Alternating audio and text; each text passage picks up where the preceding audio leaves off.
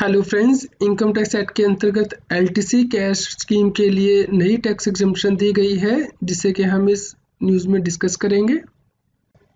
Friends, income tax act के अंतर्गत यदि कोई एम्प्लॉय इंडिया में ट्रैवल के लिए जाता है अपनी फैमिली के साथ, तो वो अपने एम्प्लॉयर से लीव ट्रैवल कंसेशन क्लेम करता था, जिससे कि सेक्शन 10 सब सेक्शन 5 के अंतर्गत एग्जम्पशन मिलती थी।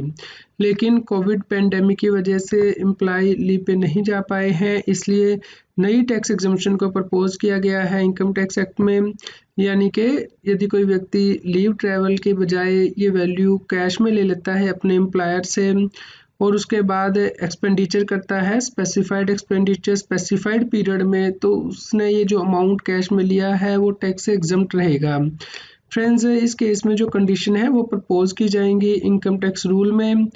यदि एग्जम्पशन दे दी जाती है इंडिविजुअल को, तो कोई दूसरा इंडिविजुअल इस स्पेसिफाइड एक्सपेंडिचर के लिए एग्जम्पशन क्लेम नहीं कर सकता है।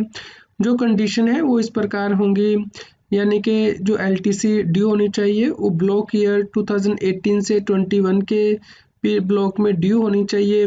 स्पेसिफाइड एक्सपेंडिचर का मतलब है कि इंडिविजुअल या उसके फैमिली मेम्बर के लिए वो जो खर्चा करेगा वो गुड्स और सर्विसेज पे कर सकता है, लेकिन इसके ऊपर उसे 12% जीएसटी पे करना होगा और यह गुड्स या सर्विसेज उसे जीएसटी रजिस्टर्ड सर्विस प्रोवाइडर से लेनी है या वेंडर से, और ये खर्चा उसे करना है 12 अक्टूबर 2020 से 31 मार्च 2021 के बीच में। यदि ये कंडीशन सेटिस्फाई हो जाती हैं तो एग्जम्पशन 36,000 रुपीज़ पर पर्सन मिलेगी, या फिर 1/3 ऑफ द स्पेसिफाइड एक्सपेंडिचर। इनमें से जो भी कम हो, मान लीजिए 90,000 का खर्चा किया जाता है तो उसका 1/3 30,000 रुपीज़ बनता है, तो 30,000 रुपीज़ की एग्जम्पशन मिलेगी। फ्रेंड्स, इस केस में ये भी कंडीशन है कि जो पेमेंट करनी होगी रजिस्टर्ड वेंडर या सर्विस प्रोवाइडर को, वो अकाउंट पे चेक से करनी होगी या फिर इलेक्ट्रॉनिक क्लियरिंग सिस्टम से, और इसके लिए उसे टैक्स इनवॉइस भी लेनी है वेंडर से या फिर सर्विस प्रोवाइडर से।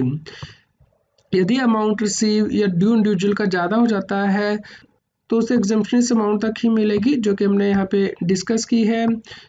फ्रेंड्स, ये अमेंडमेंट 1 अप्रैल 2021 से एप्लीकेबल होगी, यानी कि financial year 2021 and assessment year 21-22 only.